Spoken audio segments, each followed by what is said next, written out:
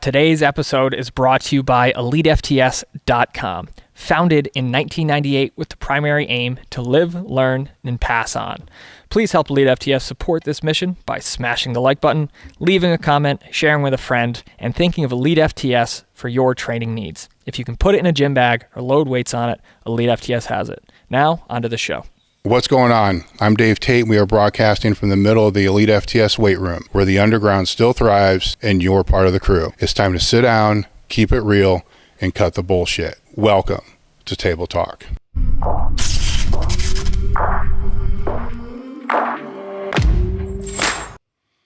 All right, and we are here for episode 117. Before really getting into this, I want to make sure that our YouTube people are actually hearing us. We've had some issues the last couple episodes, and kind of sucks to go back and have to repeat the beginning again. So if you're on the YouTube live, please let us know if you can hear this or not.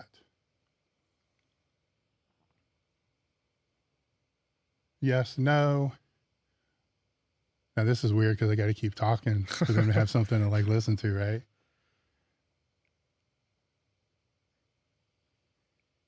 Yes, no, yes, no. Is anybody out there? Yeah, there you go. There you go. All right, so we are good. Cool, we are good. So it's episode 117. Before getting into this, I want to thank our sponsors of Table Talk Season 3. MarekHealth.com stepped up to bring the season back faster than what I was expecting to have it back, but it's a good problem to have. So they are I always screw this part up, because I got it written down right here. And I thought I was going to nail it this time, but I got better news about it. It's a telehealth network that focuses on hormone optimization and preventative medicine. So part of this sponsorship arrangement is, I don't want to endorse anything I don't 100% believe in. I do believe in getting your labs checked. I've been getting my labs checked for 10, 15 years now on a quarterly basis. So that's basically what they do. They have a couple different channels to do this. You can just do it like I personally do it now.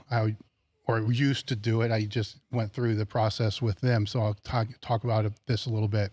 So I would have my labs called in. I would get the requisition. I would go to LabCorp, get it done, and then I would take it in to see my doctor, which is Eric Serrano. Then we would discuss the labs. That always worked better for me than going to the doctor and having them pull your labs and they call you and say, hey, everything's okay. Mm-hmm. What the hell do you learn from that? This way we can go over all the different things that may be off or not off. And that's how I've done it for so many years. And a lot of people don't have access, first off, to have a doctor like that. I didn't realize how fortunate that I have been for the last 15 years. But Marek can do that. If you just need the labs drawn and then you're going to review it yourself, or you have somebody that can help review it with you, they can do that. The other thing they have it's more of a customized platform where you get a hold of, I think they call it a concierge, but just call it a partner. And I spoke with the partner last weekend just to kind of go over what your hormone optimization goals are, what your preventative health goals are. It's just kind of a touch of base to figure out what labs that you need. And then from there, they'll send the requisition. Then I just went on Monday and had the labs pulled. So after the labs are pulled, that's going to go back to my partner, right? And then the partner will discuss a little bit with that and then put me in touch with a care provider to be able to go over that.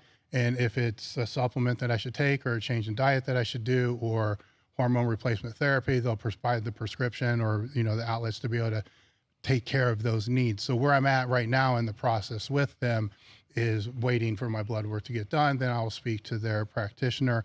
And what I'm really interested in is I'm not abandoning my doctor. I want to see how close what they do is to what my current doctor does, or is my current doctor missing certain things that they might pick up? So there's kind of a check and balance system here, which I don't know if anybody who's been sponsored by Marek has done, but part of the agreement I have with them is full transparency. So if it comes out that it's, way off what my doctor says, well, I'm going to say that. Mm-hmm.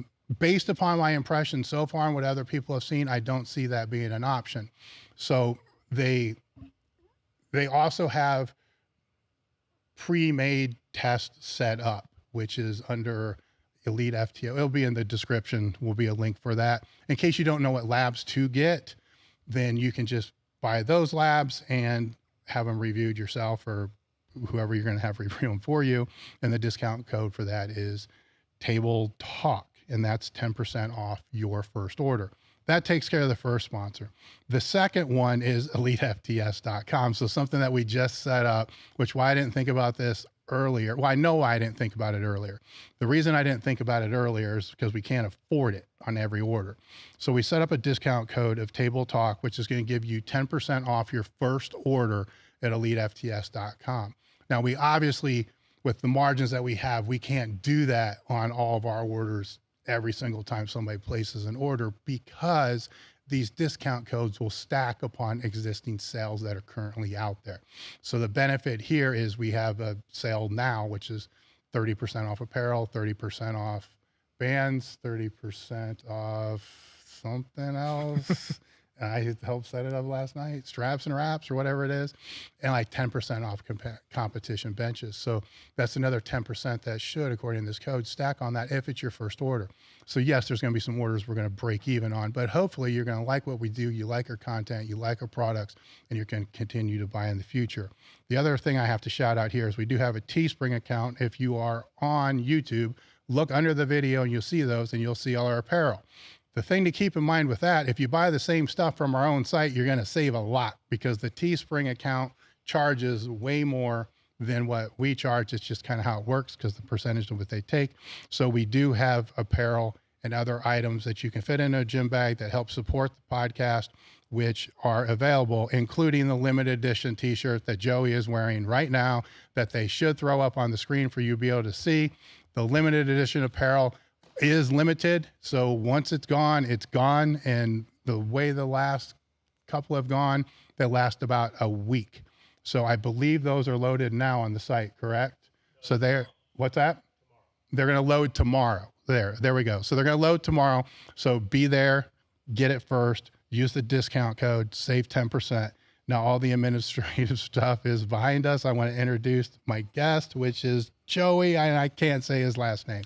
Szatmary. Szatmary. There you go. Yes. Now Joey has been here before. He's been here a few times before. He's been on the podcast before, but I don't think we've ever podcasted just one-on-one before. Nope. So we can dig a little bit deeper instead of, dealing with you and Juju cracking on each other and making jokes about each other because there's a question that somebody sent in. So we'll just, actually I'll start with that. Then we'll go into your background. Sure. Who was to win a fight between you and Juju, and why do people ask questions like this?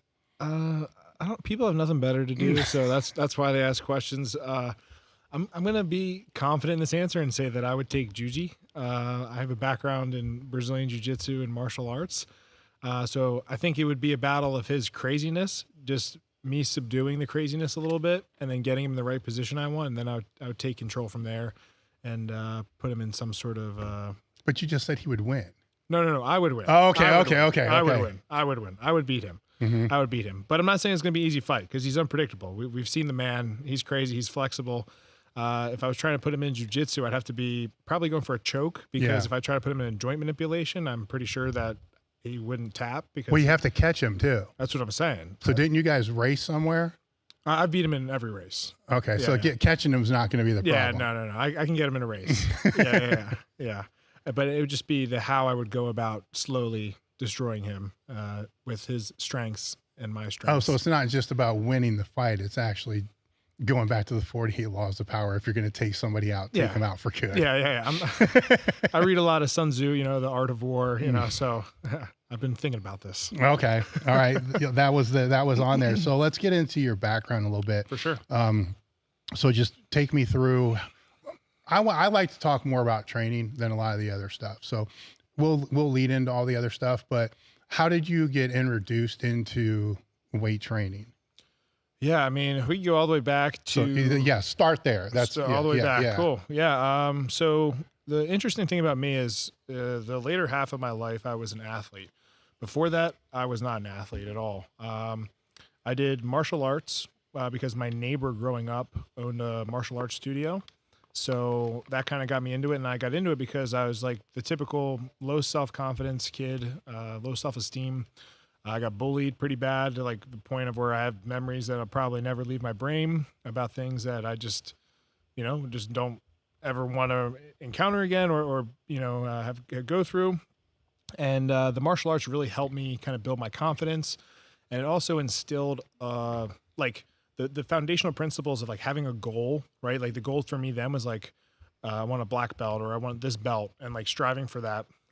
So I had like something to commit to. And I think it really did give me the foundation of like my athleticism and structure to, move up in whatever else I was doing. So I did that for, 4 or 5 years till I got my black belt as a teenager. And then I was still kind of a little bit overweight. You still had some confidence issues. I was always the guy who was like friends with the chicks, but then the girls would always tell me the guys that they liked. And I was kind of like, well, that's not where I thought this narrative was going. Like, I thought you liked me. And then it turned into them telling me about other guys that they liked. And I was like, I don't want to be that guy anymore. Like, I want to be the guy that the girls like. I want a girlfriend. So started just getting into fitness. It was like anything I could find. At that point, it was probably magazines and just looking through different magazines. They had the little blurbs of like little exercises you could do at your house. So I started, I'll never forget this, that my dad gave me his big stereo, like these 2 huge speakers. And it was like you could put probably like 6 or 8 CDs in there in rotation. And I had like the original Rocky IV soundtrack. I had a Top Gun soundtrack. My dad liked all these movies. Oh, yeah. So I had like all these CDs with like the soundtracks on there. And then some other CDs that I had that I liked, but I always remember them so much because the emotional attachment to what I was doing. But I'd close the door and I would do push-ups, sit-ups, squats. I would try to do pull-ups. I couldn't, but I just remember like just trying every time to get better at pull-ups. But I would just repeat this. And I've told this story before on podcasts, and it's true, is I didn't like want people to know what I was doing for whatever reason. Like it was kind of like my secret kind of like, I don't know, operation or whatever transformation you want to call it. So I'd just be like, hey mom, hey dad, what's up? Go in my room, slam the door, start getting sweaty, get after it. I come out like huffing and puffing. My parents had no idea what the hell was going on. They were, God only knows probably what they were thinking. But what I would do actually is I would do 100. I start off with 100 sit-ups in the shower every day. So I'd go in the shower and I would just do 100 sit-ups.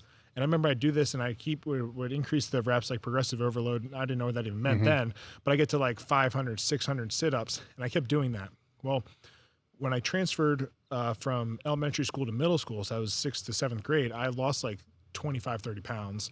I looked a lot different. I did the basic things like I would do like we in our neighborhood, like jog this street, run the next one, walk this one, jog. And I just kept doing that and doing that. So I came back a lot different. And I could just tell that there was a different look that they were giving me. Like they had a little bit more respect in a sense. And that felt really good to me. Like it boosted my confidence. Girls were looking at me a little bit different. They're kind of like, man, like who the heck is this guy?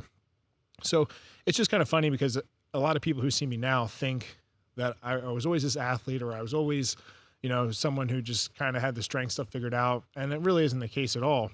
And like I said, I didn't even get involved with sports until about 7th grade, where my best friend was like, hey man, you should try the football team. You should try the lacrosse team. And I just remember I used those principles from martial arts and just try to stay as disciplined as I could to get better at that. Like I viewed it as like, almost like a game. Like everything I view in life actually is a game. That's kind of my philosophy. It's like if I look through how do I get from A to point B, it's like, I just want to beat the game. How can I beat this game? And it always has helped me that way. But I remember playing football. They'd be going through these plays, man. And until this day, I'm not a sports guy. Like I don't know anything about sports unless I'm like friends with the people. I don't watch this. I'll go to sports games. I love going to sports games, but I could care less. You could take me to whatever game here and we're going to have a blast. But I have no idea anything about the stats and the players or any of that crap. But in football, they would go over these plays and I would just nod my head like, I know what I'm doing. But all I remember in my head was get the guy with the ball. That's all I got to do. Just get the guy with the ball. And I would do that and do that more and more. And then I started figuring out the game more. I did the same thing with lacrosse. So that kind of took me through, all the way till college, where, I went to Albright College, a small private school, for a lacrosse scholarship. I became the football captain, lacrosse captain, started on varsity and just had like a really cool transformation, I would say, with that. But when it comes to the gym, I'm one of those guys, people can think whatever they want. Like the gym was always my therapy. And, unfortunately I went through, and this is my story. Everyone else has different stories. But for me, for my story, it wasn't a great upbringing and a great childhood. There was a lot of things going on at home that I had. and I didn't really know how to handle these situations, you know, and for me, going to the gym was like the best thing in the world. It helped me with my mental health. It made me feel like I mattered, like I was alive, like I had just something to strive for and get after.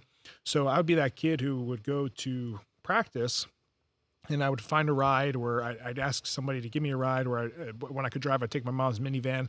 I'd drive to the gym after we were done practice and weight training, and I'd train for like 2 or 3 hours.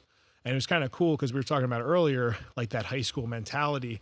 And man, like I just resonated so much with that, because I remember, like, obviously I wish I could go back and know the principles that I did, but I didn't. And it was just the fact that I was in the gym, I was training, I was getting after it. And that's like what got me hooked, you know, till this day. Like it's always been, you know, just like my escape, my drug, essentially, my therapy, all at the same time. And so I got hooked on the strength training. And that always became a part of who I was. Like I always found a time and a place to get involved with the gym or to train. And then, I went to college. College thing ended up not being for me, which was a weird identity crisis thing where I didn't know exactly where I wanted to go with my life. So I came home. I was still going to college, but I came to a local community college where I was still working. I was originally criminal psychology. Then I switched to exercise science. So I'm basically about a year away from 2 degrees, you know, crazy enough. Didn't finish though. And then got a gym got a job at a small local private gym of a family friend. Started doing personal training, all that kind of stuff. And, you know, there's a lot more in there, but I don't know if you have any questions, I can answer them. But it's kind of been just a crazy journey, you know, starting from where I was to where I am today and how everything evolved. So yeah, we can take it wherever you want. Yeah, I mean, one of the questions I would have is, you know, there's some similarities between my background, what you're talking about, where the thing that's always been kind of intrigued, because you said when you went to college, you were captain or a high school captain of the lacrosse team, Mm-hmm. right? So you start out kind of like the loner, right? Yeah, so yeah. the gym ends up being that place where you can just be away from everybody else Mm-hmm. and, you know, just kind of be that. And then by some weird way, you know, same thing happened. I ended up being captain of the football team. I don't even like most of you fucking people. Like, why? You know, like, Yeah. why? How's this happen? Yes. I mean, Yeah. is that kind of the same? Do you feel the same way with that? Yeah, I think I never like intended. I never had this goal to be a captain. You're probably the same way. Yeah. Like, it wasn't a goal. My thing was just always about just wanting to do the best I could and just get better. And looking back, I can see how that would probably put me in a position where Yeah. people realize that. And you were probably the same way. But it's your peers. You see what I'm saying? Yeah. So I definitely worked harder than everybody else. Yeah. And I'm sure the case is the same. Yeah. But that's the thing that's always kind of twisted my mind a little bit, because if they really respected it, then why didn't they just fucking work harder too? Yeah. You know what I'm saying? Because that's what would frustrate me so much. And maybe the case is the same. Yeah. You know, No, I totally agree. It's very, and it is funny how you say like, there's that like loneliness there too.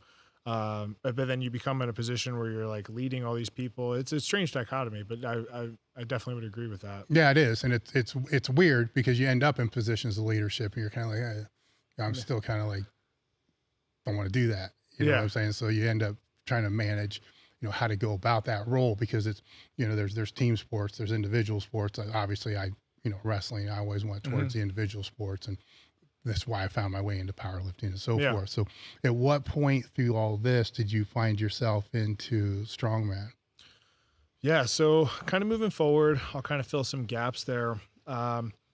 So I was on the lacrosse team, and we would do our training with lacrosse, but I always found myself after my lacrosse workouts, I was just hooked to going back to the gym, kind of like we had talked about. I always wanted to train. I liked kind of doing my thing. So I did that. When I had come home, I got this job, and I was doing personal training for a small, like privatized gym. It was a little bit different because they catered to a lot of people where they had like classes, they had personal training. There wasn't necessarily like strength training, but that was kind of where I came in and started getting more involved with strength training. But I worked with everybody. And that was what was really cool about that job is I got to work with like, you know, the soccer moms. I got to work with kids, adults. I got to work with people who wanted strength training. And really the cool part about that experience is I saw how businesses ran and operated. I was kind of like, if there were 2 partners at the time, I was the third guy, the young guy. I wasn't involved financially with the business, but I was like that third guy.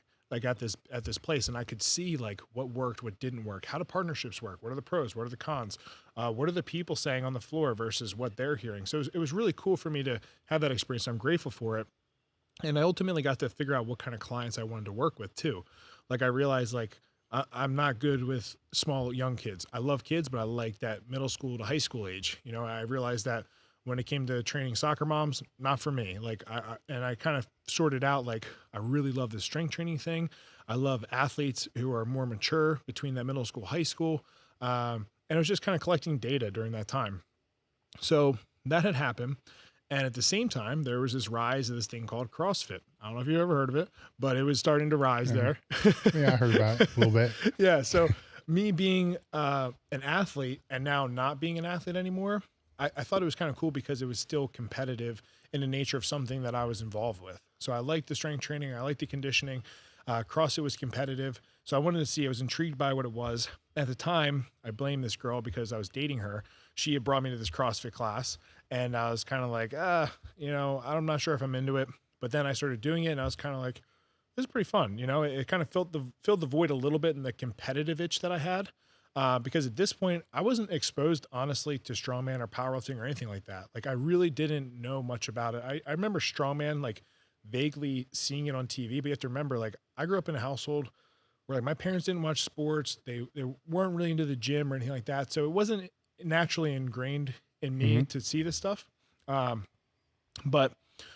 I did this CrossFit thing, and in CrossFit, they had clean and jerks and snatches. And I always remember loving doing the clean and jerks and the snatches. Like I just, for some reason, I was always drawn to that. When they were in the workout, I wanted to do the workout.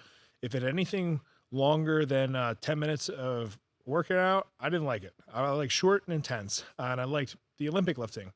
So I started doing, they had like a barbell club there. So I did the barbell club, and I was pretty proficient. So like when I was, I want to say like 19 or 20, you know, I'm clean and jerking like 350 plus, you know, and I'm snatching like around 300 pounds, you know, being that age group and really not having a lot of training in it per se. So this coach had saw potential in me, and he had said, you know, I want you to talk to this other coach who runs an Olympic weightlifting team.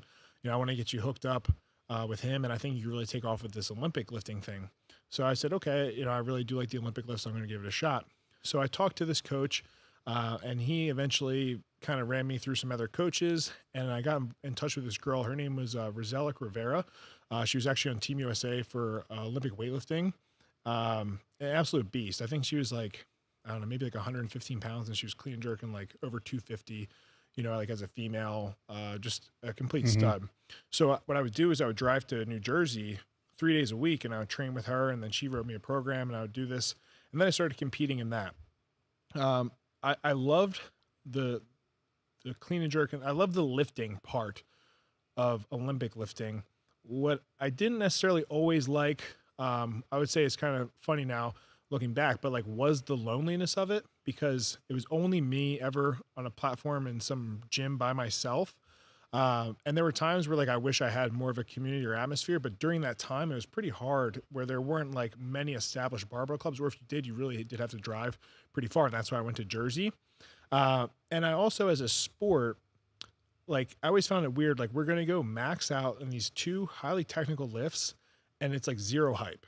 Like like you go in there and it's just like maybe they give you a golf clap and everyone's like super quiet. And I was always like, I want the stimulus, I want the rush, like I want people freaking out. So I competed in Olympic lifting for several years. I ended up totaling like around 340 or 350 kg between the both. So I snatched 342 and I clean and jerked over 400 pounds, you know, for those lifts, which was pretty cool. And you know, I'm happy with that. I have a funny Olympic lifting story. I'll tell it real briefly. My first Olympic lifting competition, one, my singlet was way too small.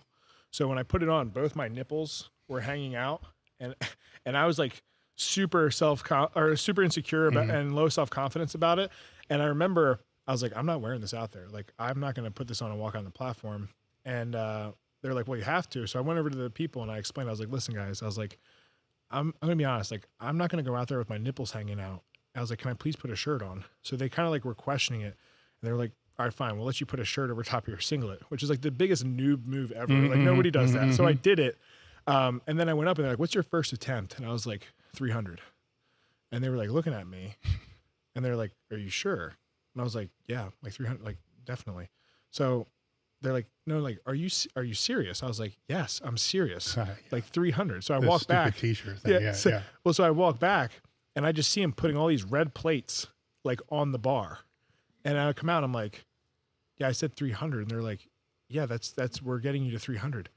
And I'm like, what is going on? And they're like, you meant kilos. Oh, fuck. You meant kilos, right? Yeah, so I'm sitting there and I was just like, no, I meant pounds. And they were like, yeah, that's why we kept asking you. So I'm like, man, these people hate me right now. I was like, I made these loaders load the bar up. Yeah. You know, so that was my funny little Olympic weightlifting story.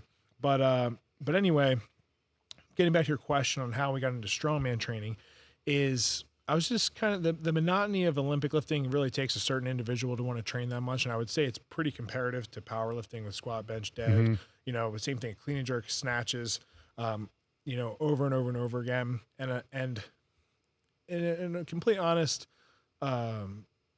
point here is when you would look at me and I could tell you I could clean and jerk 400 pounds. I look like a normal guy, you know, like, and I wanted to look more like a freak. You know, I'll be honest. Like when I looked at like strongmen or power lifters and they told me how much they lift, like I'm like, hell yeah, you can. Like you look like a freaking animal. But weightlifters have that look about them where it's like they could be in a grocery store, you're next to them. You don't know if you're next to a gold medalist, you know, in the Olympics, like unless you actually knew who that person was. But if you're in a shopping aisle with a strongman or powerlifter, you know that dude's got some serious capability just by the way that they look. You know, they're just a brick shit house. And I remember I kind of wanted to veer more towards that anyway. So I did it, got monotonous. I ended up having a tear in my knee. So I got my knee, it was just an orthopedic scope. I got my knee scoped and they cleaned up my meniscus and all that kind of stuff. And then I remember just sitting there being like, what do I want to do from here? Like really, like I'm not really happy with this Olympic lifting thing. The CrossFit thing wasn't for me. Like, you know, I have respect for all of it, but I wanted to find something that I truly enjoyed. And then I was on YouTube just doing some YouTube research of like, you know, different things on Google and training modalities. And then, you know, mutual connection we have is Brian Alsrew, and he's been on the Table Talk podcast. So he was doing videos on the strongman training. And they were doing really well at the time. Like his channel was just bumping up with views. And I thought the training looked really cool. And I saw him and I was like, yo, this guy looks like a freak. And then I found out he was in Maryland. So I'm in PA. So Maryland, the drive was about 2 hours.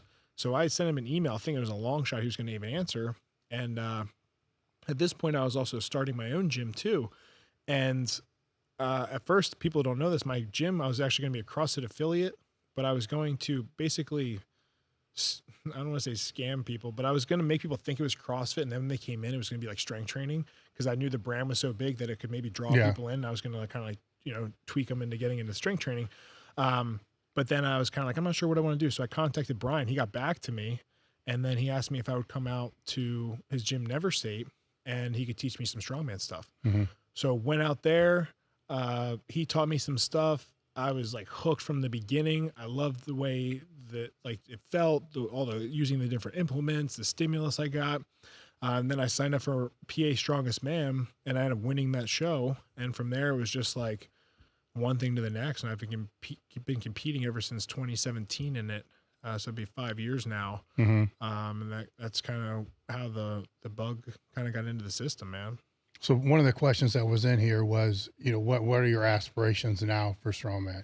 You know, are you going to keep competing because you're a little in flux, or you made a video, I think, that was kind of in flux where you really didn't know. I think it's a great question. Honestly. You know, I always take pride in being real with people, and I'm in a weird position right now with where my head's at with everything, trying to process stuff, where I want to be, like where I want to head, who I want to be, what is the legacy I'm trying to leave behind. And, you know, it's tough for me to answer that. I think I'll always be involved with the sport. I love the sport of strongman, and I think I still will continue to compete. I'm not sure at the level at which I will continue to compete at, just because, I don't know if I'm into it or my heart is into it as much as it was in the past, or if I'm trying to just regain. We're kind of doing a YouTube series now, just like called Finding the Fire, you know, and I'm trying to reignite that fire in myself, because I want to love what I do. Like, and I know there's gonna be times where you don't necessarily love it and it's a challenge, but the back of your mind, you still do love it and you're passionate about it. And for right now, I really just, I'm trying to ask myself hard questions and figure out where I am with that. So to be completely honest, I'm not entirely sure. I just know that I'll always be a part of the strongman community, and I'm trying to figure that out right now in my career, with what I want to do. You know, there's a lot of pressure that comes with a lot of these things. Like, that's pressure I put on myself. That's pressure that is just from the business that I'm in. But at the end of the day, like, I want to do what I want to do, because that's staying true and unique to me, versus like feeling the pressure of what other people want me to do. It's just a tough thing that I struggle with, you know, with social media and just everything in general. And I'm just trying to figure it out. So it's a tough question to answer. And I don't know if I did a good job answering it all. Well, kind of. I mean, it's just being a little intrusive.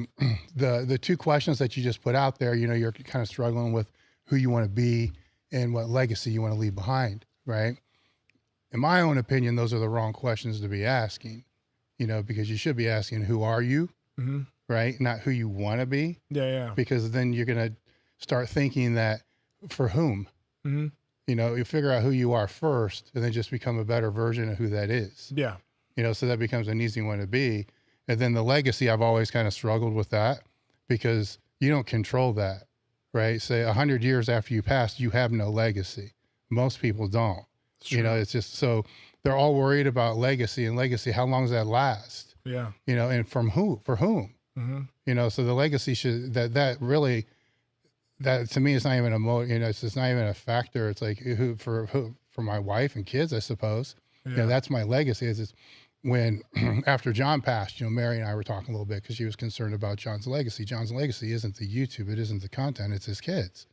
You know, so it's, you got to ask the right questions if you're trying to find the right, you know, if you're trying to find answers that you're struggling with. You see what I'm saying? So no, I agree. Those two questions that you just put out there are reliant upon outside people to be able to kind of give you the feedback on what that's going to be, and that's not going to be you. That's true. Yeah, no, I mean, yeah, this is real talk. No, it is. I mean, you know, and it's, I mean, if that's something that you're struggling with, strongman all aside, you know, that kind of carries over into everything else, you know, and it, you know, and trust me, I'm a person that's, you know, look long-term, break it back. But, you know, you can't say, well, here's who I want to be, right? Because you don't even know what that's going to end up being. Yeah. You know, you can try to be that. So, you know, focus more on what that is, because you know, throughout a lot of the things that you've talked about, there's, you know, you mentioned, you know, it's a game, like you look at everything like a game, you know, like the lacrosse was a game, college is probably kind of like a game, you know, all these other kind of games. At what point is that game over? You know what I'm saying? Like where does it finish? You know, because if it's always a game, right, and there's no finish to the game, which there isn't, because life is just a journey, right? There's no finish to the game, but you think there's a finish to the game. You see where there can be some crossed messages with that as well. Yeah, like you're right. There never is, or never will be. Right? Yes. Or you don't, or, you know, other things that can happen is you never want to finish anything because you like the game too much. You see what I'm saying? So then you always get really, really close, you know, but are never able to really finish, right? Because you think the game's going to be over. It just becomes you've played video games, right? It just becomes a different chapter. Yeah. You know, then it just becomes a different chapter. Then, I mean, sometimes, I mean, it's like you're continually searching. Yeah. So it's just searching in that way, you know, from that, where, you know, the strongman could be, may not be, you know, it all comes back to, you know, how fulfilling is it to you? You know, forget about where it ranks or where it competes or where this is or how it will help your business or how it will help your views or how it will help all this other kind of stuff. Because at the end of the day, all those things are based upon algorithms, customers, marketing, you know, and stuff like that. And if you're always true to who you are, that, you know, those other things will kind of fall into place. I think the challenge that I've run into, and maybe this is where you can give me any wisdom, is a question you just asked is how fulfilling is it to you? And when I get into it, it's so fulfilling. And then there becomes a point where it changes. And it's like, why does that happen? You know, or how does that happen? Like, is that me that, I mean, ultimately it probably all comes down to how I view things, right? You know, because it's like, take, for example, I won nationals in 2019 for USS. and I won both weight classes. I won the 242 through the 275. Like I so that was a huge accomplishment when you look at it. And I spent months training hard for that. And when I won, I was so unfulfilled, That's anything, man. Is that That's everything. okay? Yeah, of course. I mean, in the moment you're like, yes, right? And then 2 days later, you're like, you start that. It's still a super compensation phase, right? Okay. So then it just comes back down. It was almost like I got Yes. depressed or something. Of course. Okay. I don't know. Like, is that, so you felt that way? Oh, hell yes. Okay. Look at ex-NFL players, look at ex-professional athletes, look at, that's, yes, you push for that. And I think everybody expects that reward, and that feeling to be way more than what it is. It's like anything, right? People are going to expect the lows to be way lower than what they really are. They expect the highs to be way higher than what they really are. That doesn't mean that they both are meaningless. Yeah. They're both within meaning, but they still don't play into the overall because they're very small. If you look at that period, so that win, right? And that competition was what, 1 day, 2 days? It was 2 days. So 2 days. So basically 48 hours and you're sleeping. So 20 hours, right? Yeah. Of awake awareness, like, yes. And then that 20 hours, then that you win. And then that rush is an hour. Maybe if you go out to dinner and people are like, hey, dude, congratulations, however it can be extended, it can be extended a little bit. But then by the time you get back to the hotel or you get home or whatever it is, you're like, yeah, that was pretty cool. But then it starts to hit, it starts to hit in. But that's any sport, that's anything, but though that's only 3, look at the time frame compared to how long it took, to get there. So say your prep was 6 months, so 6 months, how many hours of those 6 months was, well, there's ups and downs. I mean, there's bad lists, good lists, but that culmination of all that makes all that time worth it. You know what I'm saying? So for you, is that what's fulfilling to you? Like when you think about like lifting or powerlifting or whatever? I don't think of any of that. I can't even tell you how I felt after any of the meets, even the ones that I won that I was really proud to win. I can't even remember that. What I remember are the relationships that I built. Yeah. And I'm a little different than other people. I do remember every squat that I've ever strained through that was like a gut buster because I just love that shit. Yeah. I remember that, right? And I remember the lifts that were just like out of nowhere, like a bench that I just smoked and I know I shouldn't have, but it just did. Yeah. Like I remember those, and I don't remember any deadlift stuff, but those, and I remember I had a meet and I wasn't really even that good at the time. It was 1 year out of high school. I totaled my elite, so I was semi good. But it moved me from, there used to be meets that were class 2 and below, and the meets that were class 1 and above. So it got me out of the class 2 and below. This meet I was working with flotation tanks in a study at the University of Toledo, and this started when I was in high school. So there was all the visualization that went into it. There was the visualization the whole night before, and I mean, just deep visualization. I had the meat of my life. It's just, my Caddyshack when that dude's out there like just killing everything.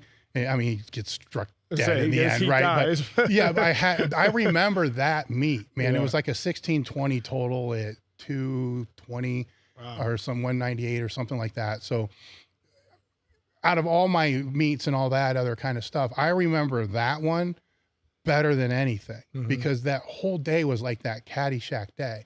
And that's out of like 72 meets. Yeah. But the thing I throw back with that is, all my life people have told me, what do you do this for? I mean, I've been a meathead my whole life. Do something else. You're not going to remember this shit. When you're on your deathbed, you're not going to remember this shit. I've been on my deathbed. Yes. And this is the shit I was thinking about was that meet, these squats. Of course I was thinking about my family and all this other stuff, but I was also thinking about those, right? Yeah. So to me, that's a big part of life is, what are you doing anything that can create those moments?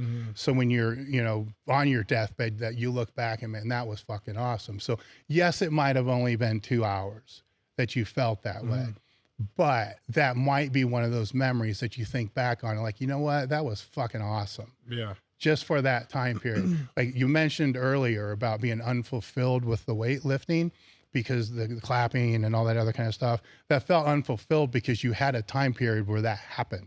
Maybe it was high school lacrosse or whatever it was, and to you that's freaking awesome, right? Yeah. Well, that ended too, right? But that memory stuck, and that will be something that you will think about, you know, on your deathbed. So life should be about creating those memories you're going to think about on your deathbed, right? Not trying to figure out, you know, all the other kind of stuff. So yes, there's ups and downs, ebbs and flows, all that kind of stuff, where they. And I think we all get hit by it because there is that false perception, like you're going to feel that way, you're going to win it, then you're going to feel like that way for the rest of your life. And no, you know, it doesn't happen, you know, but it's a rush, right? And some people, for me, that rush was, it was great, but it wasn't so great that was something I was thinking about, you know, even past that. It wasn't that fulfilling, but there were moments in training over the years that were that fulfilling. You know, because of that, for me, would those moments have been the same had I not been powerlifting, had I not been training where I was training with the people I was training with? No, they wouldn't be there. They might be something else, but they wouldn't be there. You see what I'm saying? So that shouldn't really play into the decision. What should play into the decision is, and nor should, how's it going to help content, you know, all this other kind of crap. That shouldn't play into the decision because you can figure all that other stuff out doing things that you love. You got to find the things that you love and kind of lean into that. Yeah, I mean, man, every time I come out here, I just love the conversations because, like I said, there's always light bulbs going off. And one thing that you did say that really struck me was I do love the relationships I make with the people. You know, like I think that's something that really just makes me feel great. Yeah. You know, and like doing these collabs is like my favorite thing. Like when I get to hang out with you, or, you know, I'm hanging out with Juji or whatever I work with, because I only work with like a small amount of people, but it's because I really love those people and I love being around them. So for me, that's something that does go a long way. And I guess that is the reason why I continue to do it and love it, is because the relationships, like to me, it's not the external like reward, I would say. It's more when I think about it, those memories, so you did kind of hit the nail on the head there. And I like that, like view that more as the reason that you keep coming back and doing it versus looking for the end of the game, because that's never going to be there. Well, it's that. And the other thing is there's a lot of adversity that comes with any prosperity. So training for that strongman competition, it's how quickly do we forget, you know, the workouts that didn't go well. You know, how quickly do we forget the workouts that were in 105-degree heat? How quickly do we forget how fucking broke we were? How quickly do we forget? You know what I'm saying? All those things kind of get forgotten. Yeah, that doesn't mean that they go away and they're in the next pursuit, they're not going to be there. They still will. You know, that's just life. You know, that's kind of how it goes. Where I think that we think, you know, you get to this level, then adversity slows down a little bit more. Then we get to this level, it slows down a little bit more. And as it goes up, it does that. It doesn't do that. It just becomes different, you know, and sometimes higher stakes, sometimes lower stakes. It doesn't matter. You know, the matter is, you know, pushing for it, kind of moving in that direction. But, you know, a lot of I call it refocusing, you know, catching yourself because we all do, you know, it's like when we talked earlier when we were doing the video about, you know, how people's minds under heavy weight. You know, most people, if they're really honest, they pull it out and they take it out like, oh shit. You know, there's that moment of doubt where that's normal, right? And people don't talk about it probably enough. It's normal. It's just for a lot of us, we figured out that when that comes, it's like, oh, then you pivot. You're like, bullshit. You know, then you flip it, then it turns. Sometimes it's not there because you're just used to, you learn how to hit that moment before you get to the bar, you know, but it's still there, you know. For a lot of times for me, I'll be like, man, I don't know if I can do this. And then what the fuck are you talking about? If you don't put 100% into this, you're guaranteed something's going to go wrong. So you got to find a way to put 100% and just don't do it at all. So this is conversation that's going on. Then if it stands out, it's like, holy shit. Then there's, you know, the beast comes out, you know, and I think for a lot of people, they just don't know that. And they're like, they freak out and then basically the self-destruct, you know. And as you said, with you had a story about Goggin. Tell that, I like that one. So the Goggin. So some of you guys are probably familiar with Andrew Huberman. He's been kind of blowing up. He was on Rogan, but I'm pretty sure it was Huberman talking about that they ran some sort of study or simulation with taking a group of Navy SEALs or operators, and I think Goggins is part of it. And they basically put them through, it was like some sort of simulation with a shark, and they were connected to see how their brain responded. And just like Dave was talking about, it's normal for you to have that little moment of fear, that oh shit, and then turn it on and be like, no, like, you know, screw this shark, we're gonna go and eat its face off. But they said, if you guys watch any Goggins, I mean, this guy is who he is, you know. But they, in the study, they said that he didn't have that pattern to retreat at all. Like it just went full send forward, like I'm gonna kill this shark. And Huberman kind of just said like, yeah, that guy is just something else, you know. No, it's different, man. It's different. As we were talking, it's like, I'm sure you can remember some lifts you don't have that, you know. I'm not saying that we're like that, dude. You throw me in a you know, life and death situation, I'm definitely gonna think, oh fuck. But then it's gonna go into survival mode. Like, how do you survive? You know, what do you do? Like, where's your gun? Where's, you know, and where's everything at? But they're also trained like, that's the crazy part with this story with him. They're trained for that. Yeah. And most of them still have that. Yeah. That was kind of the two takeaways I took from that. Is the guy's insane, right? That's the first takeaway. Not insane, but just different, way different. But the other one was, keep in mind the other side of that story. All the other ones had that first moment of, oh shit, then react. Then it was react. Yeah. Right? So the people that don't think that the weight's supposed to feel heavy, it's not, you know, that they're not supposed to have that slight doubt, all those other things, it's human. Yeah. You know, it's just how it is. It's how you react to that situation to be able to go from there. So I don't know where we are in your story now. We got up to the strongman, you know, and so forth. And then if the question was, were you going to compete again? Yeah. So I don't think you really kind of ironed that whole thing out either. And that's not a bad thing, you know, it works from there. What advice would you give somebody that wants to get involved into strongman? Yeah, just to do it. You know, I think so many people in their minds create reasons not to do something, or they're afraid. And to be honest with you, when it comes to strongman specifically, because that's what I've competed in the most, the community is phenomenal, hands down. Like I run multiple shows a year, 3 to 4 shows a year. And we take a lot of pride in just getting people involved. Like our biggest class is our novice class, which is like first timers, you know, people who don't want to commit to a weight class. But if you sign up, I guarantee you're going to have one of the best times of your life, regardless of how you do. It's just and to be honest with you, at a local show, I mean, you take it as serious as you want, but it's like, when you look at it from an outside perspective, we're meeting at a parking lot or a meeting at a garage gym. You know, we're slapping on chalk to each other. We're looking like a bunch of idiots, picking up boulders. And when you kind of look at it that way, it takes some of the pressure off, I would say, first of all. But then you realize, like, we're all going to work the next day. You know, we're coming here to show up, be part of the community, be a part of something bigger together, and have a good time. So I just really want people to just try it. You know, it's super easy. You can go on different organizations and just pick a competition. A lot of people always worry about, like, I don't have the equipment to do it. And to be honest with you, a lot of the stuff you can make yourself. You can find yourself. Like, you can go find a big boulder at a rock or anywhere and try to pick it up. There's tons of stuff now that you can have at a commercial gym that can help you mimic those movements. I think a lot of people just overthink it, especially when you're getting involved with it. Like, you don't need to be too concerned with it. Just kind of have some of the basics down.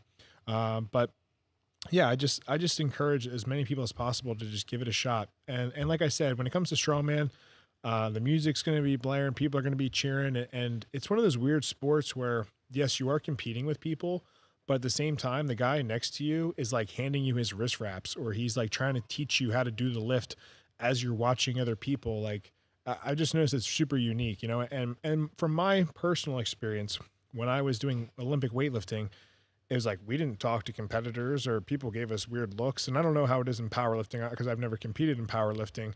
But for weightlifting, it was kind of like, man, like this is kind of cutthroat, you know? And like, I get it. It can be that way with certain aspects, but for the beginners getting involved with it, like, I think if we're trying to grow the sport, you know, when we make it a more community-esque and we have these competitions, it really helps, you know, giving people a good experience to just keep growing. And that's what we're here to do, is we want to grow the sport as big as possible. So trying to really pay attention to the newcomers, take them under the ropes. So yeah, just get involved with it, you know, and train your ass off, but at the same time, like go in with an open mind and just throw yourself in there and see what happens. Powerlifting's much the same way, where I think that a lot of the beginners or people that may want to try to get in the sport, they're intimidated, thinking that it's bigger than what they think, and where with strongman, I don't know the details. We'll talk about there a little bit in regards to the direction I'm going with this, where, I mean, anybody can go to a local powerlifting show and meet whatever it is and probably win for the most part. It just depends who shows up. And even state meets are kind of that way. It's not like this huge accomplishment. Now to qualify for nationals, you got to have a total, which is going to be, the same with Olympic weightlifting. There's definitely a big difference, with that. And then they're not going to get in that field because they're not good enough to compete against those, unless those guys just happen to, go to a local show just as a tune-up or whatever it's going to be. But usually it's a rarity. But in powerlifting, it would be the nationals pretty much across the board. In some federations, probably not so much, but most of them, the nationals, where you can say you're good, but then top half of the nationals or top 3 of the nationals. How's that work with strongman to where you can say, you're good? Is it nationals? And then if it is nationals, are the bottom half of each division just not that good? Like where's that break to where you can say, no, you're legitimate. You're kind of legit. Man, this is a tough question because it's tough. It's like the waters are so muddied. At least powerlifting the same way. That's why I'm asking. Yeah. So like in strongman, like you said, you can go to a local show, have a great time. You could win that show, your first show. The top 3 in each weight class, or the winner from novice, will then get an invite to nationals. Usually of every show. So the nationals can suck too, for the most part. It can, but the difference with nationals is the weight difference. So it's like, say at a competition locally, I have to deadlift 500 pounds for reps. Let me back up. The word suck probably. What I'm talking about now, say you got a guy that's been training for a long time, that's semi-decent strength. They want to get into powerlifting. I'd be telling them, look, you need to get, work your way, get into the nationals, compete against people at that level. Then if you get, the top 3, top 4 there, you're probably good. That's who I'm talking about here. So when I say suck, anybody that competes at that lower level, no, you don't suck. Everybody kind of works their way up to that level. No, so the thing with nationals is huge. Yes. But with nationals, the weights are substantially heavier. Okay. So it kind of like, it's like, evens the playing field out real quickly, because you could say say you're a heavyweight, right? And I'd say for most heavyweight guys, like 500 for reps, most people in the class could do that. Maybe it's even for 1, right? But then in nationals, you're going like 7 to 750. Like they will jump the weight up that high just to kind of wean people out right away. Okay. So then it comes down to like, do you want the experience to just say you into nationals and try, or like, are you really trying to train and be competitive? And you'll find out if you are there. So that's like day 1. They would do that. So usually it depends. It could always be 1 day or 2 days, depending on the nationals. Okay. But they're not going to finish. Probably not. Like I'll put it this way: if you zero an event at nationals, like you are not going to make it to like being like a top guy. Yeah. Like any event. So there's 5 events. If you zero one, your chances of making any sort of podium or being in the top 10 are pretty slim. And that's why they do it on purpose. So there's different avenues and organizations when it comes to strongman. So there's USS, and then there's NAS, which is Strongman Corp, and they each come with different perks for winning nationals. So like when I won nationals, I was offered a bunch of international shows, and then becomes this whole conversation of like, what's a pro? Who's a pro in strongman? And at this point, it's like, if you want to be deemed a actual pro, you have to basically go to the Arnold, or go to like a different organization, and then that deems you a pro. So technically for me, winning USS Nationals and also competing on Team USA for Ultimate Strongman with other guys and going to Ukraine, I'm still technically not a pro because I did not go to the Arnold through a different organization, or I didn't win a world title in other organizations. So there's a bunch of different organizations. Like you have official strongman games. And that was one of the things. It's like I wanted to compete in official strongman games or OSG because I would try to take the title as a 105 for like the best in the world, you know, and that's just kind of like, then you're deemed a pro. Yeah. But are you still a pro? Because power. I mean, powerlifting is the same way. Yeah, you know, it's just the nature of those sports. I'm just trying to give a little bit of guidance to the people that would have the potential to move in that direction. For sure.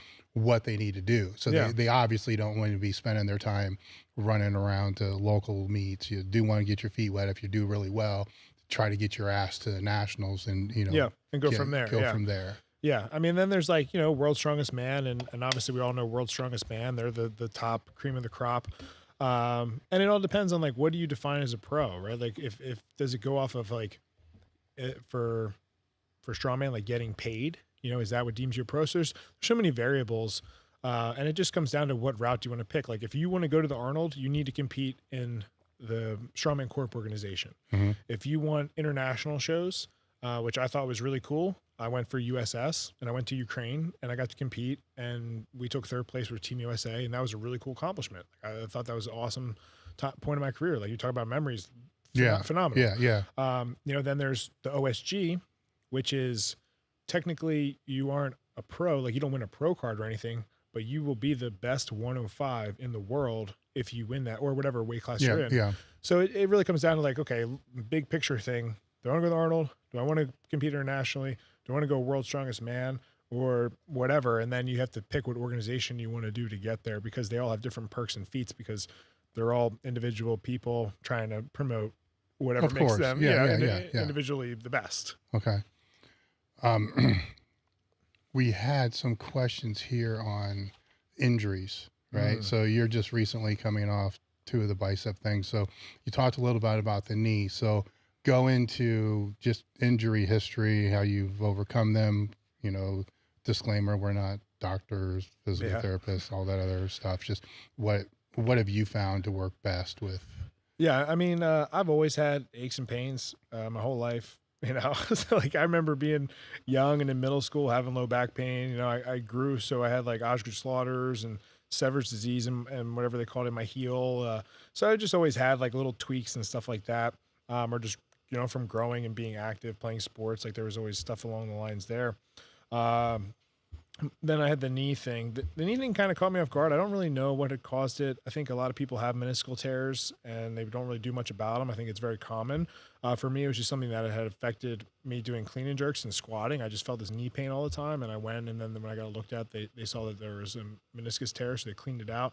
After that, I was fine and had no issues. Right now, it's just kind of dealing with different tendonitis, tendinopathy, trying to manage that through training your variables, you know, like volume, intensity, all that kind of stuff is kind of what I do there. And then, the bicep tear, I think, was the biggest one that I've had thus far, you know, and that was when I was with Jujimfu and Eric Bugenhagen. I think there were a couple of variables that went into play there. One, I was pretty dehydrated. I had traveled for a long time. I was in a large calorie deficit. I was doing a pretty substantial cut that time. Another thing was I had always been doing curls because I was doing a lot more bodybuilding and hypertrophy style training, but we were going heavy on curls. And that was something I haven't really done, was go heavy on the barbell, or we were doing the preacher bar curls. And in my mind, when I was doing them, I think it was like 150 or something like that on the bar. I forget exactly how much weight, but I knew I could do more. Like I had it came at me like, and I at least expected it when it had happened. You know, it was like, I went to curl, felt like these pops, put it down right away. And I remember I looked at the camera, I was like, I think I tore my bicep, and they were like in disbelief. So that was just super unfortunate. But I think with that, it came down to, you know, all the variables I had mentioned, and then also not specifically working heavy load with a bicep curl, like putting that much weight on the structure. And then the second one, I mean, you were the first guy I contacted, and that was like a kick in the nuts, man, because I had recovered from the bicep surgery. I still am. It was within a year. You know, I did my exercises. I trained around all this stuff. Everything felt great. I had a really good prep, and my plan at this time, and this is why we kind of go back to the strongman question, is because I had this plan, you know, and then things kind of got derailed. So it's just trying to sit here and observe everything. I was doing a tune-up show in March to qualify me for nationals. I was going to do nationals as another tune-up just for fun, and then I was going to compete in OSG in November. So my prep went really great for this competition. I was smoking all the events. I had a blast, and I didn't tell anybody about this competition either. I was like, I'm going in, I'm going to have fun. Like I wanted to do this for me, as I, you know, should always be, but I wanted to do it because like, I just wanted to be a part of that community, you know, and I didn't want anybody to know, I didn't want any pressure from whatever. So I went and had a blast, you know, hooting and hollering for everybody. And then last rep of the last event, I'm loading a stone. And as I'm loading the stone, I just feel pop, the same exact feeling I felt when I tore my bicep. This time it was proximal up here in my shoulder. The first one was the distal. And I was just like, you got to be shitting me. Like that really just happened. And then, you know, I felt the ball tissue or the tendon kind of right there. But yeah, getting kind of back to your question is, you know, the best thing for me that's helped me is just understanding my training better, doing better with my programming. Sometimes I think just random shit happens and you know, you're shit out of luck and that's just the way it is. But also, you know, not neglecting warning signs of things or just putting more effort into more of the smaller exercises that I probably neglected. Cause I went from being a guy who did a lot of accessory work and focused on a lot of smaller, minute muscle groups, and then wanting to get really strong raw, or my raw strength increased a lot for strongman. So I started putting more volume into just compound lifts, and I decreased the volume in those smaller exercises. And I think, and you can piggyback on this, is like, I think there's got to be a balance somewhere in between there. Because if you just are focusing on these compound lifts all the time and you're not focusing on the other stuff, at some point, either something's got to give or you become so specialized in something that, you know, you're kind of neglecting the benefits of being a little bit more well-rounded. And I think that had happened to me with when I switched gears and I put more time and emphasis into just strength training. And I took that away from, like, you know, doing certain stuff for, like I said, like unilateral work, for example. You know, I wasn't doing a lot of that, or I wasn't focusing on like my rear delts as much, or just smaller muscle groups, for whatever you want to label it. And I think now I have this deeper appreciation of like putting more time and effort into that stuff, whether it be in off season or whether it be the whole time, just to kind of keep things a little bit healthier and more stable and prevent injury a little bit more. Yeah. I think something that gets lost in the injury prevention conversations a lot is what I hear frequently is there's like no middle ground. It's like pain-free. Like what first of it, I mean, you've been training for a long period of time. Like, what the fuck is pain-free? Like, training is painful. You know that, right? You know, so let's just, there's that factor, you know? And, so the definition of what pain is in this whole pain-free conversation is severely lacking, for one thing. And, you know, if you're training to compete or training to push personal goals and anything that's really bodybuilding type training non-competitively is probably the safest, because it's lower tempo, lighter weights, all the other stuff, you know, strength type stuff. There's what I see lost in the conversation. There's still going to be little tweaks here. You know, maybe the bicep tendon just lights up a little bit. Maybe the tricep lights up, you know, elbows light up just a little bit. Maybe a knee lights up a little bit. A lot of those things I don't think are avoidable, right? And a lot of people will say they are, but usually those are the people that aren't the ones that have actually done it or are doing it. Now they are, like you said, they are warning signs. You just don't ignore it. You know, now how you're going to go about working through it or around it will be based upon when the meet is, the competition is, whatever it is. So further, there's different strategies based upon where it is. I mean, it's stupid to 18 weeks out to try to work around something that just probably needs to be rested. But that, if you look at that whole pain-free type, no, that's never talked about, right? Which leads this big false misconception to all the people that may be listening that are, training seriously and training for meets or shows or whatever it's going to be, that my elbow should never hurt. You know, my bicep tendon should never hurt. You know, my shoulder should never hurt. My knee should never hurt. You know, I should never, ever have a slight tweak, you know, and that's kind of bullshit. You know, that's part of that training hard. Now, if it's happening every week, there's a problem. You see what I'm talking about, where they make it, okay, shit's going to tear off or you're completely pain-free. But that's the impression that's put out there. Like, do this stuff or shit's going to tear off. You get what I'm saying? Or do this stuff or you're going to be crippled the rest of your life. You know, and so I wonder, you know, the younger people or the newer people coming into strength sports, if they even know that a lot of this shit just kind of comes with the territory. You know, and granted, there's probably people that are going to say, oh, Dave, you're full of shit. They should never be that way. I'm like, okay, fine. I'll agree to disagree. Now let's just start talking to people who are actually doing it. And let's find the one that you're talking about. Right. And that's going to be honest, you know, because I'm sure there's ones that will say, oh yeah, I never have, but then they sell, you know, something that, you know, a program or whatever to be able to not have that. So I think that's important to put out there, while at the same time, it's important to put out there the things that you're talking about. You have to do what you can to minimize, you know, and at the very basic level, like what injuries are the most common for strongman, or what injuries are the most common in powerlifting? Mass, Greg Knuckles, Stronger by Science, man, they have some amazing content stuff, that they've put out that breaks down, you know, these are the most common injuries by, I mean, not just like guesswork, like seriously put the research and reviewed meta study and all this stuff to be able to come with this. That's a great guide to be able to say, holy shit, like half the people have lower back problems. Maybe I ought to put in stuff to combat that a little bit, you know, and go that way. So the information's definitely out there for sure. The,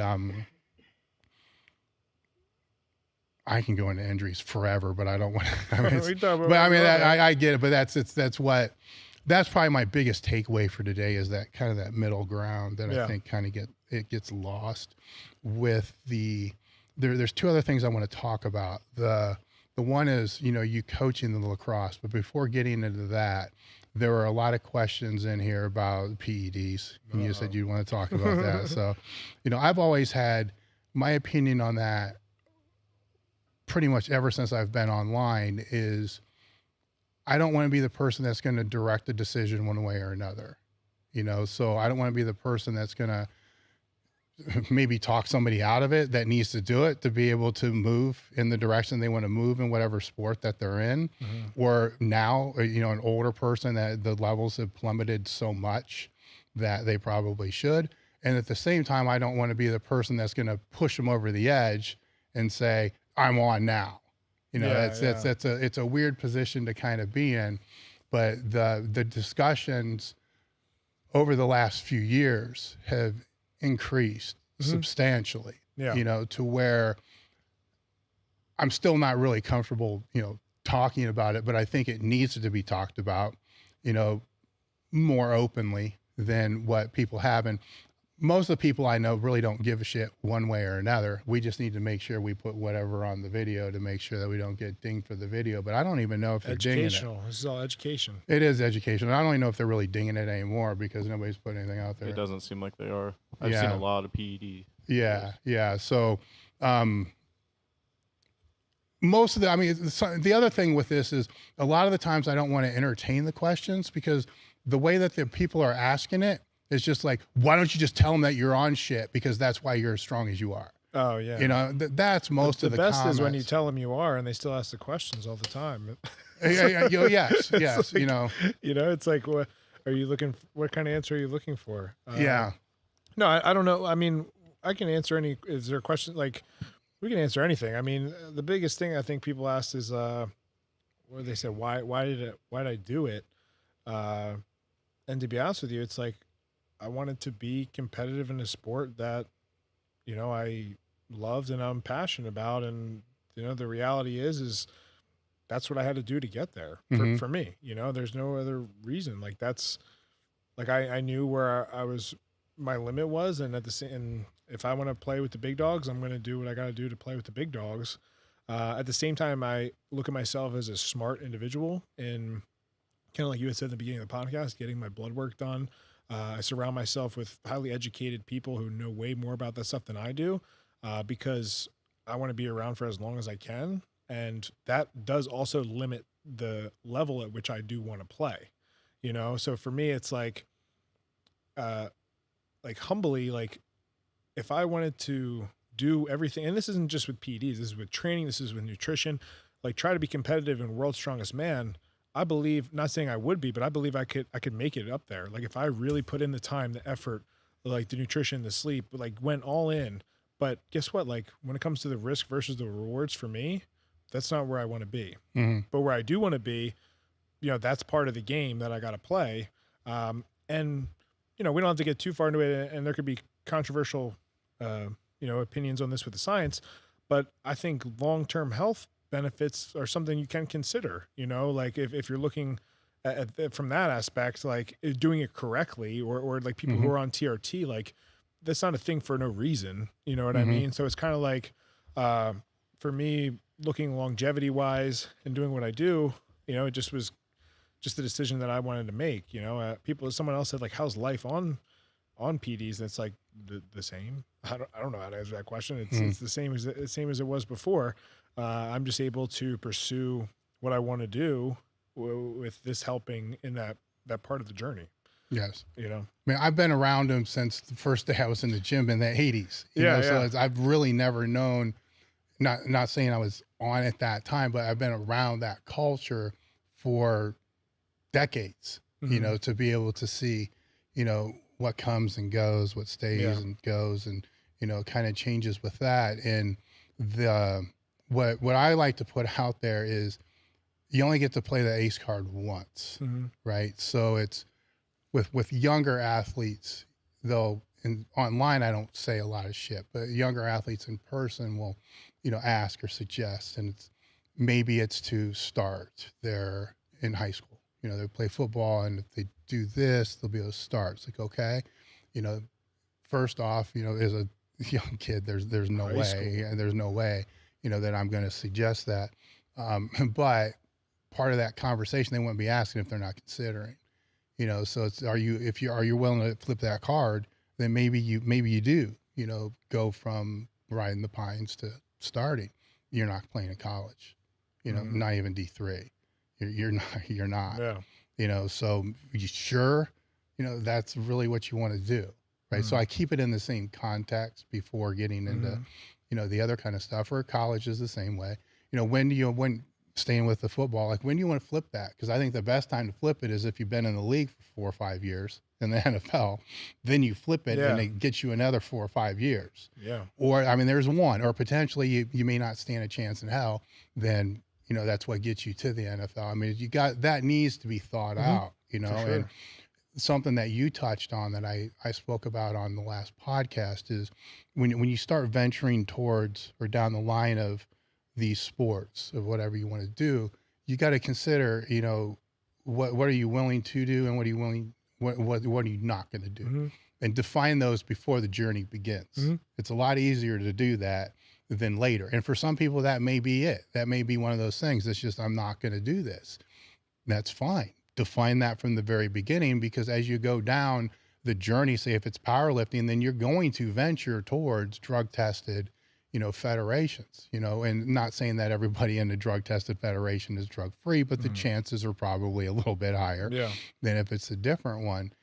But I don't think people think through that aspect of the whole thing, nor do they think through other things that is the shit real or not, you know, because people talk about dosing, you know, a lot of times, and it'd be like, holy shit, you know, what's this? Well, the shit might only be 10% of what it's supposed to. And is it what it is? You know, I mean, these are all real considerations where, you know, people like with the dosing, that's a crazy one. Cause I remember at one point somebody laid out this big elaborate cycle based upon half-lives and timing, and if you run this, then you run this, then you run this, then this and this and this, and everything just looked perfect. You know, I was like, this is great, until I threw the question in there, how am I going to get all those compounds, and how do I know they're going to be dosed right, and how I know that's actually going to be that compound? Because in the real world, you don't know. You got this bottle, maybe it says, saucing on, maybe it says test, maybe it says trend. Are you fucking sure? Well, my dude says. Well, who's your dude? Where's he getting it from? Well, I know this guy that he gets the powders from. Well, where's the powders come from, and how do you know the powders, and did somebody test the powders? And you see that it's all this other variables that kind of play into this. And the other one would tell people for years is, say you're peaking for something and you're running tests, just keep it easy. So, and you got, was just hypothetically say, just to make it easier to understand, you're going to run a bottle a week, which is the fuck ton. But say you're going to run a bottle of test a week for the last 8 weeks. Don't recommend that. Which I don't recommend that. It's just for clarity's sake, which is, like I said, it's a fuck ton. What if one or two of those bottles are underdosed or not real, right? And they just happen to end up on the last 3 weeks. Or orals, even bigger. Let's say the orals you're getting in their bags of 100 or bottles of 100 or whatever it's going to be. And you're going through those, but then that last bottle, just out of pure dumb luck, ends up being underdosed or faked the last 2 weeks before the meet. What's the strategy for that? These are all real. I mean, these are all things I had to do, and they're all real questions. I just took them all out, put them in one bag, shook it up, and I mixed them all together. So there I got, whatever the bottles are, they're all into one. So now if there's one bad bottle, I just diluted it with all the other ones. Common sense, right? Same thing with injectable shit too. You get a bigger bottle, you put it all in there. If the one's bad, it gets diluted with all the other ones. And right now there's a lot of people saying, holy fuck, why didn't I ever think of that? you get what I'm saying? Just because you're making this assumption that everything is what it is, and it's not. Now, for me, the paranoid side of me and the scary side of me is, how long is it going to take until fentanyl starts hitting our shit, right? Because it's hit every other fucking drug, right? So the black market's the scariest thing, for me, where even with anybody that I'm speaking to, it's like, is your source legit? Like, what is your source? And of course, everybody has a legit source, which means if everybody has a legit source, there's no non-legit sources, which it's black market for most part, which it's bullshit. It's fucking, I knew back in the day, people were slipping needles under the lid and then pulling half the shit out and putting canola oil in and then selling that. Then they would keep the other half for themselves. They do that. And that's how they paid for their own stuff. So if that's happening 20, 30 years ago, they'll bet your ass stuff's happening here. Nice plug for Marek.com, by the way. So if you need, if you need to optimize your hormone needs, I mean, but it is good that there are companies like this now that are out there, because a lot of people don't have that. They don't have access to, TRT clinics, or their doctor won't write the script. And I can tell you stories of people with like zero T, or very, very low, very fucking low. And doctors still not understanding and writing a script for this. Meanwhile, pushing antidepressants on them left and right. It's a rant that I did in the last thing. It all comes down to who was the last drug rep that was in the doctor's office for a lot of them, not all of them. There's good ones. There's definitely good ones, but for a lot of them. And then where in the fuck are the testosterone and TRT drug reps, and why are they not making appointments to go see these people? They start doing that. Watch how often and how frequently TRT would be prescribed to people. But Marek.com is a great thing there, because not only do they have the people that can analyze the labs and look at it and see where low and what's not and how it needs to be optimized, but have the care providers to be able that know their shit to be able to look at it and say, no, this is fucked up. You don't want to keep going this direction. And potentially, I don't know, maybe this is okay to be fucked up for a short period of time, but it has to come back down after that too, because there's that risk benefit ratio like you were talking about as well. Are there anybody lighting this up? Because I can see this being like a YouTube super chat. Nobody's super chatted this yet. I don't know if we want to go ahead and answer some of the older super chats. Yeah, you can. For sure. For one, you got a couple that were just thank yous in general. But the main one that we got here was someone's daughter is in the 60 kilogram class. Started lifting about 3 to 4 months ago. About 80 kilogram squat, 41 kilogram bench. and their first meet is at the end of July. Would you have any suggestions for them, just up until that next meet? Their first meet? Yep, first meet. And they're training for a meet that's, I don't know if I'm understanding the question here. They got 2 meets coming up? No, they had started lifting about 3 to 4 months ago. Okay, so they're just getting ready for their first meet. Right, yeah. All right. The first meet question is just it's so easy. Just deload for a week beforehand. Well, let me back up. And is this the person themselves asking or the person helping them? It's the person helping them. I assume it's for their daughter. Okay, cool. So if it's for your daughter, you have a training frequency right now, right? And I'll let you chime in after this if you have, because you work with kids too. So whatever that frequency is, say she's squatting once a week or whatever it's going to be, I would keep them on exactly the same frequency that you're doing. I wouldn't worry about deloads. I wouldn't worry about anything, because at the first meet, being a younger lifter, I assume, being a younger lifter, yes, deloads help, but you got to remember that they're going to think they're going to get weaker just because that's the mindset of the younger athlete. If I don't work out, I'm going to get weaker. They don't comprehend a deload into the meet. So just stay with the same frequency. I've even had some lifters that I could tell were starting to really panic, younger ones the last few weeks out, that I started moving the frequency to squat, bench, and deadlift 3 times a week, just so they could have the confidence going in, because they don't really have that neural efficiency or coordination to really like overtrain from doing sub-maximal type loading. That, well, you know what I'm saying, if you take it down low enough, but their confidence goes through the roof. So have her going as confident as she possibly can, no matter what you have to do for that. So even if she's, if it's on a Wednesday, obviously you don't want to have her train on a Friday before the meet, but say Wednesday would be before the meet, the very last time I do really anything, she's still freaking out. And it would be okay if it helps her mentally to have the confidence to have her work up to a little bit under her openers that Wednesday out. Do I suggest this for most lifters? Hell no. We're talking about a first meet lifter that you want to have a great experience. And then open, is she going to go 9 for 9 prob? I would like to say everybody should in their first meet, but things can happen. So open light enough that if she has to repeat her opener on the squat, she can do that and not even be frazzled by it. It's not going to be a strength issue. It's just going to be because she squatted too high or maybe took an extra step back when she's racking the weight. Just dumb little things that happen with beginners. And same with the bench, same with the deadlift. And maybe the third attempt, push a little bit, that's where you can hit a PR, use the environment to be able to hit that PR, but by no means set anything up for failure or bombing out. So no, I think Dave hit the nail on the head with everything. I think the main point is just go in, have fun, have a great, first competition. Obviously we always would strive for like a 9 for 9. That may not happen, but at the same time, try to keep it as close as you can to that. I'm always big with visualization, with whether the kids that I work with, whether they got a game or they have a competition, rehearsing that, all the details throughout the days, right? The things that they're going to come across, so that when they do show up to the competition, they've been there before already in their mind, that they're used to it in a sense, and they can just show up and execute. So I always like tackling that mental portion of it as well. That's kind of what I would do with my athletes who are a powerlifter that I had. That's the mental side comes up a lot, as far as questions, and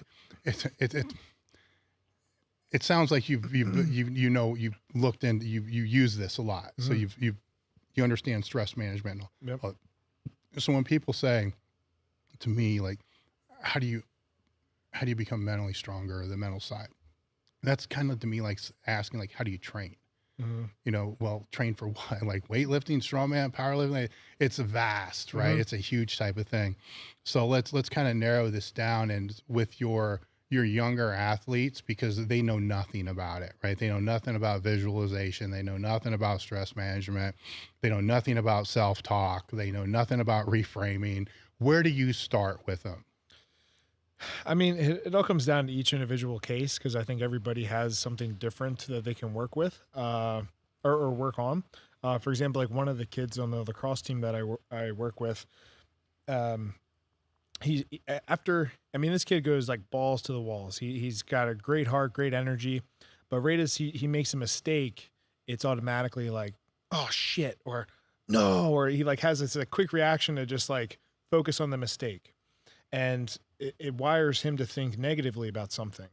So whenever I talk to him on the sideline, I won't say his name, but I'm like, yo, buddy, I'm like, every time that happens, that's an opportunity to get better at this. So I reframe him in the sense of like, you know what, maybe we missed the ground ball on the cross, but guess what? We got another opportunity to get it. And he's like, you're right, coach. And then I'm like, maybe you missed the pass, but guess what? Now we got the chance to work on our ground ball because we missed that pass. And he's always like, yeah, you're right. So for him, it's more of a reframing thing, just to get them to realize the basics and like quickly change their perspective on things and turn it into a way for us to improve or get stronger. So that's kind of how I have it, for one example.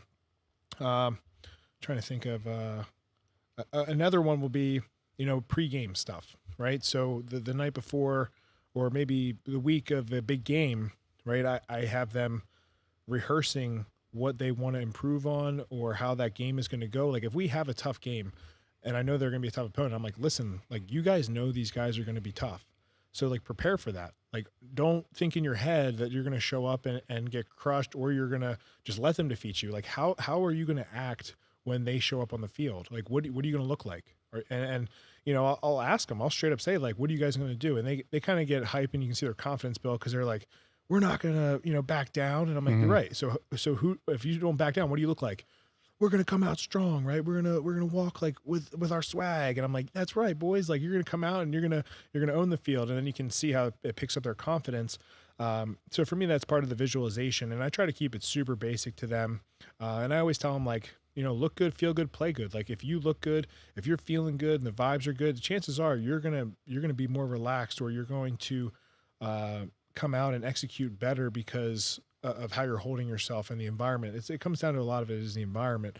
But I'll just use basic things like that. And even like in the weight room when we were testing, I had a lot of guys think about throughout the week, like what are numbers that they want to hit, and I told them like, just ballpark, like have a plan. The worst thing we can do is not have a plan.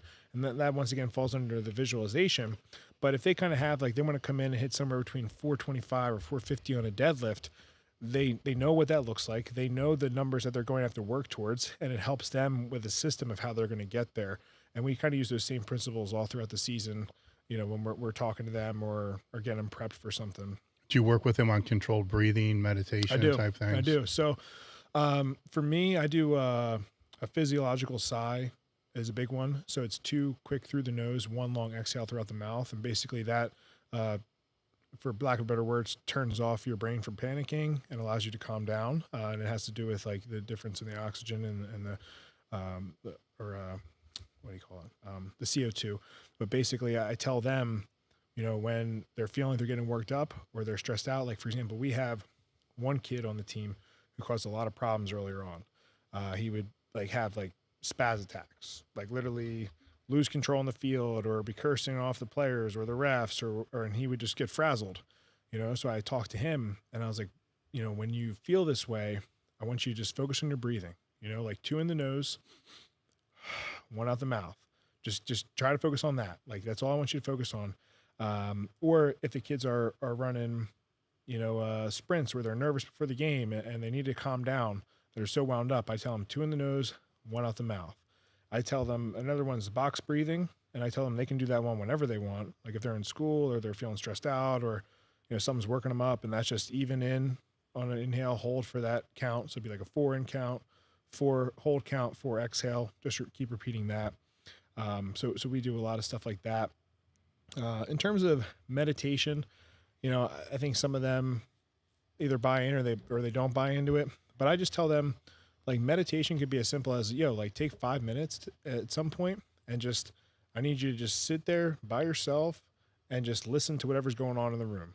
Keep it that simple. Like I'm not trying to make it complicated for them. I tell them if they like guided meditation or if they want to see me about some other stuff that helps them, cool. But I'm like, meditation also looks different for different people, so like trying to figure out how they vibe. Like some people are easy to sit there and kind of get in their zone. Other people, I'm like, you need to go walk 1 lap around the track, and just breathe. Yeah. And like that to them is meditation. So I've kind of come to realize that everybody has a different form or philosophy that works for them in those categories.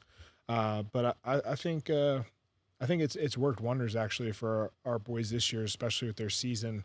Like their transformation's been huge, and my goal kind of coming into it was not only do I want to make them obviously better athletes and lacrosse players, but like just being able to handle life and cope with everything going on in their life. Like that's kind of been a big thing in the back of my mind that I wanted to help them with, instill in them, you know, as they progress. Like I only have them for a couple of years and then they're gone. So it's like, if they can take these skills that help them in college or the workforce or whatever they're doing, you know, I'll feel like, you know, I did my job to help aid them in giving them some more practical type things to help along with stress management.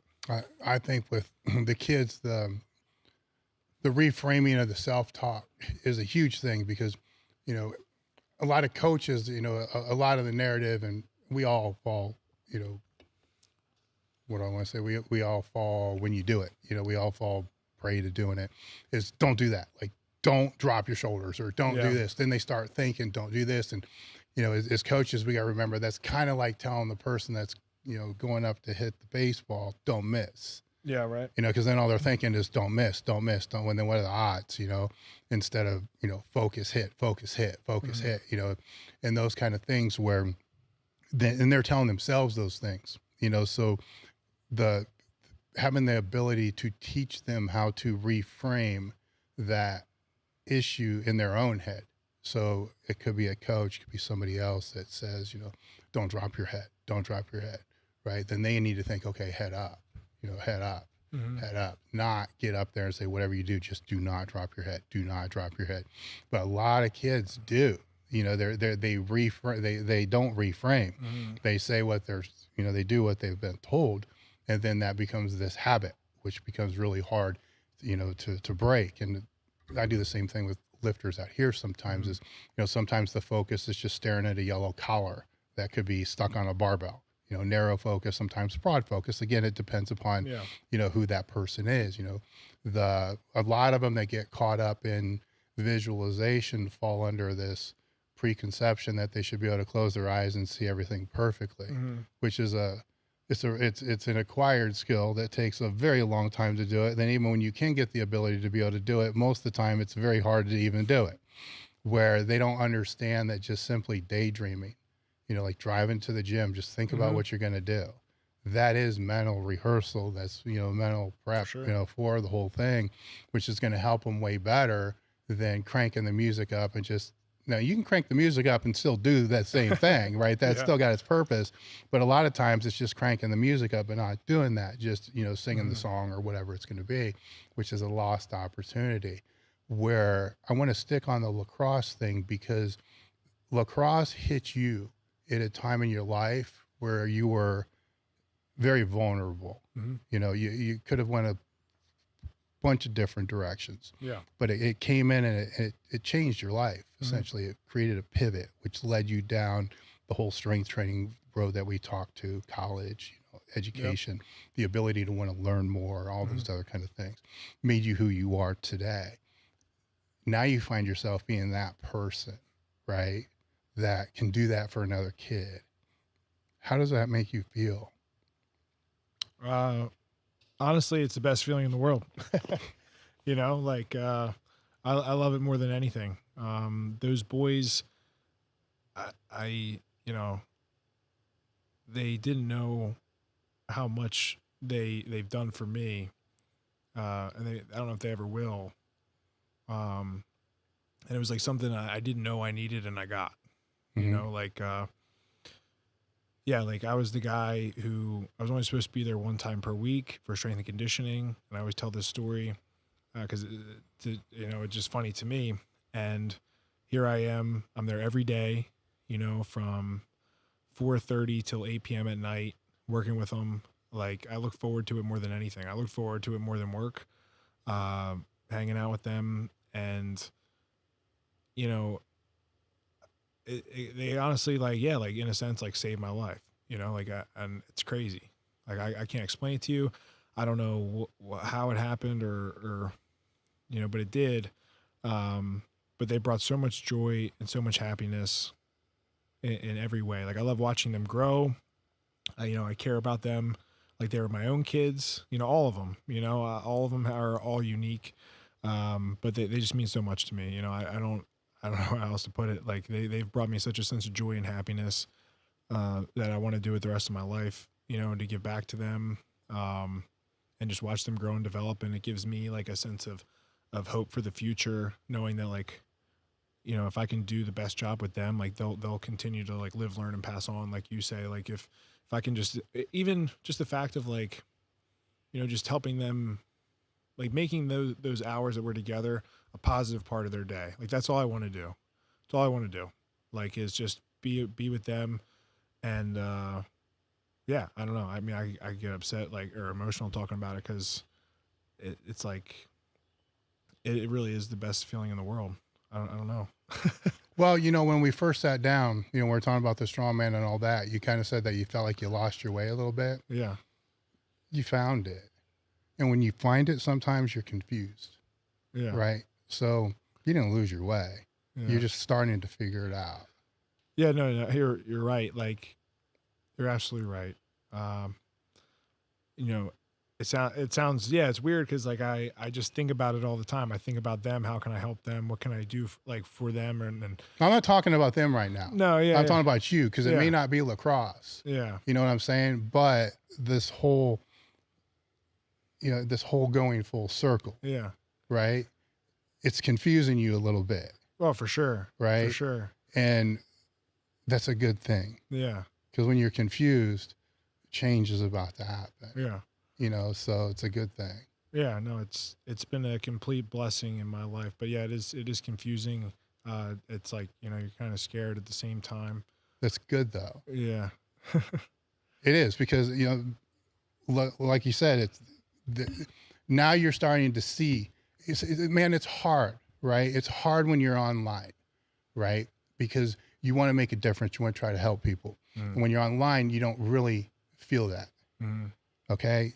You feel that now in person with what you're doing now. And it just happens to be something that helped change your life, pivot your life. Yeah. That same difference, may or may not be happening online, but it's different, right? When it is online, where most certainly it can be, but you don't feel that impact, right? Where it is there.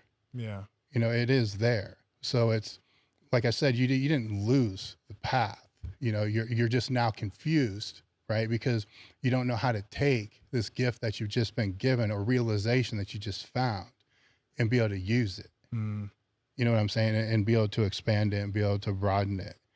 But for the time being, you look at that whole full circle, that whole full spectrum of how things happen. That's why I live by this motto of live, learn, pass on, because it extends far greater than financial compensation, business, any of this other kind of stuff. Because at the end of the day, none of that shit's going to matter. It's going to be, like we talked about before, when you're on your deathbed, it's going to be the memories, right? Are these kids, or maybe a different group of kids, or a different team, or somebody else that you catch on that upswing. You're in a position to be able to help people. You're in a position for that. And it's a great position to be in. I wish the whole world was like that. I wish everybody in this industry, was like that, because it would be a completely different, industry. But unfortunately, it's not. So there's a lot of minutia and all the other kind of stuff. Any other last minute questions? We had one of someone had a sticking point at 650 pounds for a high bar squat. But other than that, what's the sticking point? They didn't clarify. They just said that they had a sticking point. Okay, I'm going to assume this is a mental thing. I mean, we have limited information here, so just here's the thing: if somebody sat down with me and said, I got a sticking point at 650. Every time I try to squat 650, it's always where I have a problem. I would start, as we talked about, start working on the whole reframing issue, because you've convinced yourself that 650 is that sticking point. That is where it is. We don't know any other data about that. So I would start reframing things in such a way and to where you quit saying that for the first thing. 650 just happens to be this another one of these points, because it's not the first time. If you're squatting 650, this has happened before, maybe at 315 or 4. You don't just get to 650 and that's your first hard number to be able to overcome. Just say, well, here's the next one, so how are we going to go about attacking this and kind of move through that way and go there. So if any, if there's anything else, we'll just wrap this up. I want to thank Joey for coming out, thank Marek Health, thank Elite FTS, which is kind of weird. The discount code, Table Talk, limited edition apparel, and all the other stuff. And we'll see you next time. Sweet.